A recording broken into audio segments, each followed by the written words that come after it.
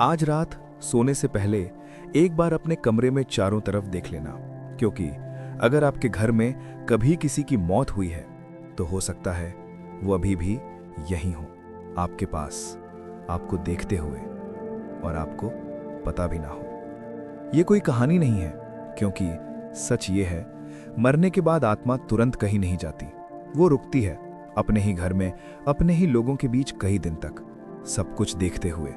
लेकिन सबसे डरावनी बात, वो आपको देख सकती है, आप उसे नहीं।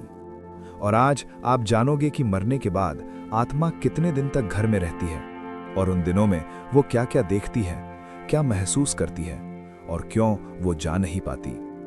अब कल्पना करो, आपके घर में अभी अभी किसी अपने की मौत हुई है। पूरा घर रो रहा है, हर कोना भारी हो चुका है, किसी की आवाज नहीं निकल रही। लेकिन इस सब के बीच एक और चीज है जिसे कोई नहीं देख रहा, लेकिन वो सबको देख रही है। वो जिसका शरीर अभी अभी खत्म हुआ है, हाँ, उसकी आत्मा अभी भी यहीं है। पहले कुछ मिनट उसे समझ ही नहीं आता कि हुआ क्या है। उसे लगता है कि वो अभी भी जिंदा है। वो उठने की कोशिश करती है, अपने शरीर में वापस जाने की कोशिश करती है, लेकिन हर बार वो असफल हो जाती है। वो अपने शरीर को देखती है, लोगों को रोते हुए देखती है, और सोचती है ये सब क्यों हो रहा है। वो अपने परिवार के पास जाती है, उन्हें छूने की कोशिश करती है, चिल्लाती है, मैं यहां हूं, लेकिन कोई नहीं सुनता, कोई नहीं मुड़ता, कोई नहीं देखता। और यहीं उसके अंदर पहली बार डर पैदा होता है। अब धीरे धीरे उसे एहसास होने लगता है कि वो बदल चुकी है। वो अब पहले जैसी नहीं रही। अब वो सिर्फ देख सकती है, लेकिन कुछ कर नहीं सकती। और यही सबसे दर्दनाक सच है। अब घंटे बीतते हैं, लोग आते हैं, रोते हैं, जाते हैं, घर में शोर है, लेकिन उसके अंदर सिर्फ सन्नाटा है। वो हर चेहरे को देखती है, हर आंसू को महसूस करती है, लेकिन खुद कुछ नहीं कर पाती। आपने कभी नोटिस किया है कि जब किसी की मौत होती है तो घर का माहौल अचानक बदल जाता है, जैसे कोई अदृश्य चीज वहां मौजूद हो, जैसे कोई देख रहा हो। वो एहसास सिर्फ वहम नहीं होता, क्योंकि आत्मा अभी गई नहीं है। अब पहली रात, सब थक चुके हैं रो रो कर। लोग धीरे धीरे सो जाते हैं, घर में खामोशी छा जाती है, लेकिन वो आत्मा अब भी जाग रही है। वो धीरे धीरे घर के हर कोने में जाती है, अपने कमरे में, अपनी चीजों के पास, अपने बिस्तर के पास, जहां वो सोती थी, जहां वो हंसती थी, जहां उसने जिंदगी बिताई थी। वो सब कुछ देखती है, और यहीं उसके अंदर एक अजीब सा दर्द उठता है, क्योंकि अब वो इन सब का हिस्सा नहीं रही। अब वो सिर्फ एक दर्शक है। तभी उसे कुछ अजीब महसूस होता है, जैसे वो अकेली नहीं है, जैसे घर में कुछ और भी है, कुछ जो दिखाई नहीं दे रहा, लेकिन मौजूद है। वो डर जाती है, इधर उधर देखती है, लेकिन कुछ साफ नहीं दिखता, सिर्फ एहसास कि अब ये घर पहले जैसा नहीं रहा। अब दूसरा दिन, लोग धीरे धीरे सामान्य होने लगते हैं। कुछ लोग फोन पर बात कर रहे हैं, कुछ लोग आगे की बातें कर रहे हैं, और यही उस आत्मा के लिए सबसे बड़ा झटका होता है।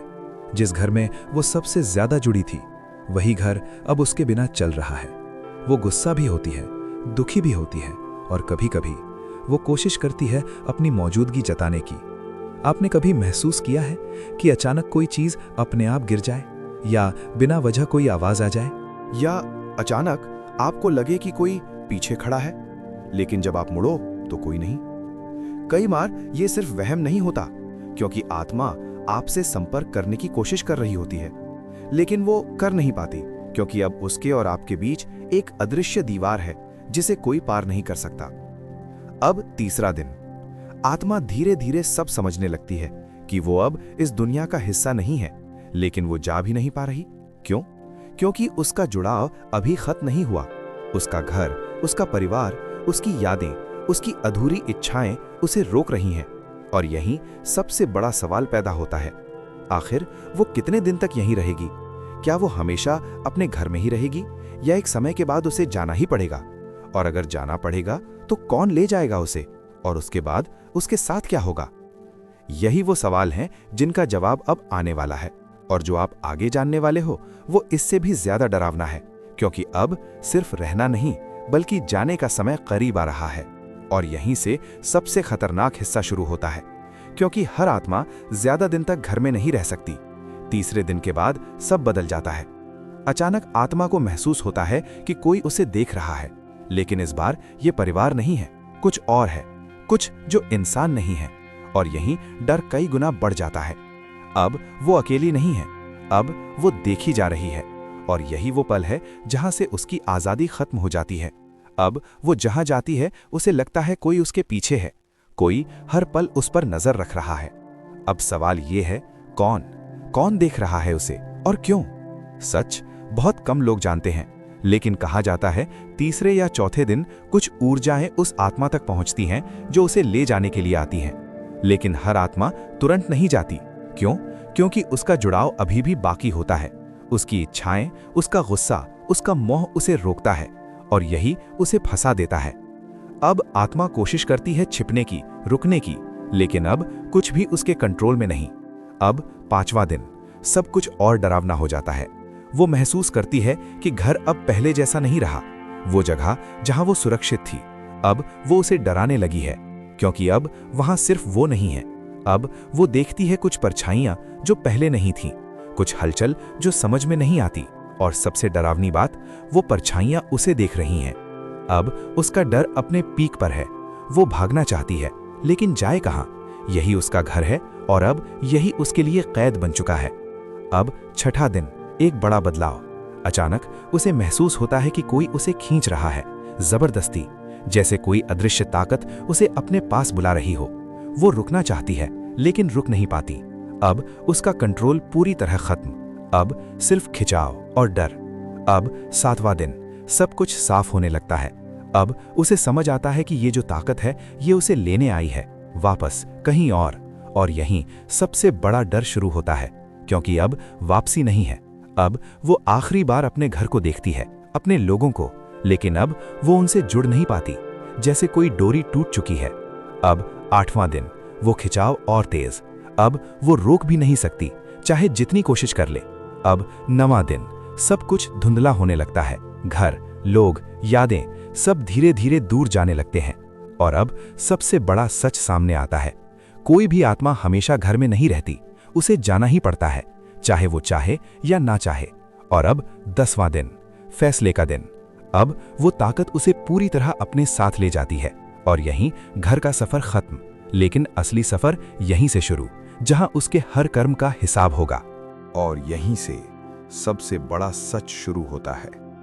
अब वो घर पूरी तरह पीछे छूट चुका है। अब न परिवार, न पहचान, न नाम। अब सिर्फ एक आत्मा और एक अज्ञात रास्ता, जिसका अंत उसे भी नहीं पता। अचानक चारों तरफ अजीब सा सन्नाटा, ना आवाज, न कोई आकृति, बस खालीपन। और फिर एक हल्की सी रोशनी, दूर, बहुत दूर, पहले बहुत छोटी, फिर धीरे धीरे बड़ी होने लगती है। अब वो आत्मा उसकी तरफ खिंचने लगती है, चाहे वो चाहे या ना चाहे। अब उसके पास कोई कंट्रोल नहीं। अब वो बस जाती जा रही है उस रोशनी की तरफ। और जैसे जैसे वो करीब जाती है, उसे महसूस होता है कि कुछ उसे देख रहा है, बहुत गहराई से, जैसे उसके अंदर तक सब कुछ पड़ रहा हो। अब डर अपने हाईएस्ट लेवल पर, क्योंकि अब छुपाने के लिए कुछ नहीं बचा। अचानक उसके सामने सब कुछ खुलने लगता है, उसकी पूरी जिंदगी फिर से, लेकिन इस बार और गहराई से। हर झूठ, हर सच, हर धोखा, हर मदद, हर दर्द जो उसने दिया और जो उसे मिला, सब कुछ एक साथ तेजी से उसके सामने चलने लगता है। लेकिन इस बार वो सिर्फ देख नहीं रही, वो सब महसूस कर रही है। जिसे उसने रुलाया, उसका दर्द अब उसके अंदर जिंदा हो जाता है। जिसे उसने खुश किया, वो खुशी भी उसी के अंदर महसूस होती है। अब कोई बचाव नहीं, कोई बहाना नहीं, सिर्फ सच और उसके कर्म। यही है असल हिसाब। यहाँ कोई भगवान सामने खड़ा नहीं, कोई जज नहीं, कोई सजा सुनाने वाला नहीं। यहाँ आप खुद अपना सच बनते हो और खुद अपना फैसला। अब वो आत्मा समझ जाती है कि जिंदगी सिर्फ जीने के लिए नहीं थी, वो एक परीक्षा थी। हर पल, हर फैसला एक हिसाब था जिसका जवाब अब देना है। और यहीं उसके अंदर एक अजीब सा एहसास जागता है, पछतावा या सुकून। अगर उसने अच्छा किया है तो उसे हल्कापन महसूस होता है, जैसे कोई बोझ हट गया हो, जैसे अब डर खत्म हो रहा हो। लेकिन अगर उसने गलत किया है तो यही पल सबसे डरावना बन जाता है, क्योंकि अब वो दर्द जो उसने दूसरों को दिया उसे कई गुना महसूस होता है। और यही उसकी सजा है। कोई आग नहीं, कोई यातना नहीं, सिर्फ अपने ही कर्मों का एहसास जो इंसान को अंदर से तोड़ देता है। अब धीरे धीरे वो रोशनी और करीब आती है और यहीं एक नया रास्ता खुलता है, एक ऐसा रास्ता जहां से वापसी नहीं। अब उस आत्मा को आगे बढ़ना ही है, क्योंकि अब रुकना संभव नहीं। और यहीं सबसे बड़ा सच सामने आता है। मरने के बाद आत्मा कुछ दिन घर में रहती है, सब कुछ देखती है, सब कुछ समझती है, लेकिन हमेशा नहीं। उसे जाना ही पड़ता है, अपने कर्मों के हिसाब से अपने अगले सफर की तरफ। और यहीं ये कहानी खत्म नहीं होती, बल्कि हर इंसान के लिए यहीं से एक सवाल शुरू होता है। अगर आज आपके पास मौका है तो आप क्या कर रहे हो? क्या आप वैसे जी रहे हो जैसे आपको जीना चाहिए, या आप भी उसी गलती में हो जिसमें ज्यादातर लोग हैं? क्योंकि जब आपका समय आएगा तो आपके पास कोई दूसरा मौका नहीं होगा, सिर्फ आपके कर्म होंगे और उनका हिसाब। और शायद तब बहुत देर हो चुकी होगी।